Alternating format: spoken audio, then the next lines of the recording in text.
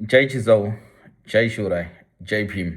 एक चुकीचा नरेटिव्ह या एस आर आयच्या बाबतीत पसरवला जातो की इथे गरिबांना घरं बांधून आम्ही देतो आहे. आता लक्षात घ्या, ही जी घरं बांधली जात आहेत, ती मुंबईच्या स्कायलाईनवर म्हणजे त्या बीचवर ती सगळी घरं आहेत, म्हणजे प्राईम लोकेशनची घरं. आता एखादा बिल्डर जर जाऊन तिथे घरं बांधतोय, तर त्याला पैसे मिळत असल्यासाठीच तो करणार आहे. आता आज काय रिलायन्सने ती 101 एकरची जुहू बीचची जी हे घेतली आहे, जी कंपोजने कंप्लीट क्लीन करून दिली त्याला, तर ती काय रिलायन्स ह्याच्यासाठी त्याच्या प्रॉपर्टीमध्ये येत नाही आहे की तिथे गोरगरिबांना घरं बांधून द्यायची म्हणून. तो स्वतःच्या फायद्यासाठी येतो आहे. पहिली गोष्ट म्हणजे एक समजून घ्या की ही तीच लोकं आहेत.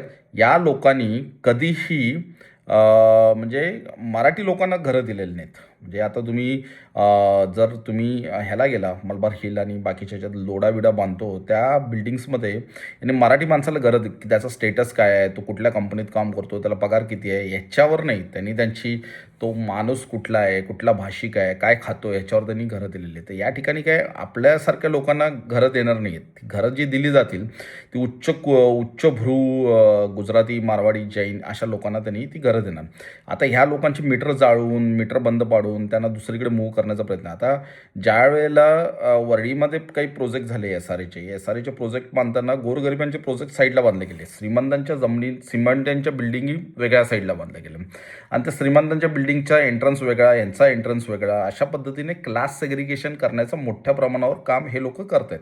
आणि हे या एस आर एच्या प्रोजेक्टमधून झोपडपट्टी निर्मूलन नाही होत आहे. म्हणजे ते झोपू जे म्हणतात, पुनर्विकास नाही होत आहे. झोपडपट्टी पुनर्विकास होत नाही आहे. तिथून झोपडपट्टीवाल्यांना हाकलून लावून तिथे श्रीमंतांना म्हणजे त्यांच्या जागा काढून घेऊन श्रीमंतांना तिथे बसून झोपडपट्टीवाल्यांचे स्लम म्हणजे त्यांचे घेटोज काय हे मोठ्या प्रमाणे वेगळीकडे तयार करणार. म्हणजे तुम्ही जर बघत असाल म्हणजे काही ठिकाणी असे प्रकारचे स्लम, शिकागोसारख्या ठिकाणी स्लम्स तयार झालेले आहेत. म्हणजे तिथे फक्त तुम्हाला काही विशिष्ट लोकांना तिथे एकत्र आणून ठेवल्यासारखं असे काही घेटोस तयार केलेले आहेत. अशा पद्धतीने ह्या लोकांचे घेटोस वेगळ्या साईडला म्हणजे यांनी तयार करणार.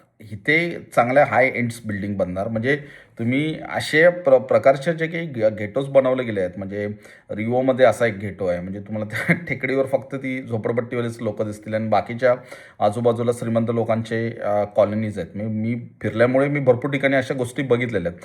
अशा पद्धतीने मुंबईमध्ये पण तेच म्हणजे अडाणीने पण बांधलेली आहे. तिथे काही स्लमवाल्यांना तिथे जागा देणार आहेत, गरिबांना देणार आहेत नाहीत. त्यांचा जो मोटिव्ह आहे तो पैसे मिळवणे आणि ह्या जागा फक्त आणि फक्त ते कोणाला देणार आहेत, श्रीमंतांना देणार आहेत. त्यामुळे हा जो नरेटिव्ह आहे तो सेटअप करण्याचा की आम्ही गरिबांना झोपड्या बांधून देतो, तर गरिबांना झोपड्या बांधून देणार, गरिबांना घरं बांधून देणार, पण गरिबांना घरं कुठं दुसरीकडे कुठेतरी बांधून.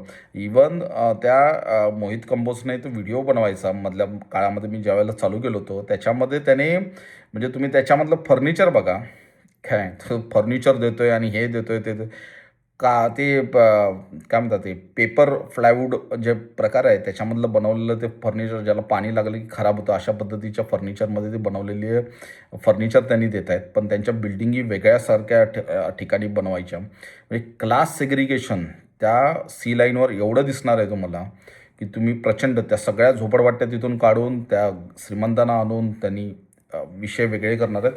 या विषयावर आपण बोलत राहू. आणि हे तुम्हाला सांगतो माझ्या बोंबलण्याने ह्याच्यावर काय बदल होणार नाही हे त्यांना माहिती आहे. कारण लोक जोपर्यंत उठणार नाहीत तोपर्यंत काही होणार नाही. तर सगळ्यात महत्त्वाची गोष्ट काय आहे की हे दिसेलच तुम्हाला बदल कसा होतो. म्हणजे जसे भरपूर डॉक्युमेंट्स आहेत ते डॉक्युमेंटही वाचण्याचा मी प्रयत्न करेन. माझ्याबरोबर कनेक्ट राहा. धन्यवाद.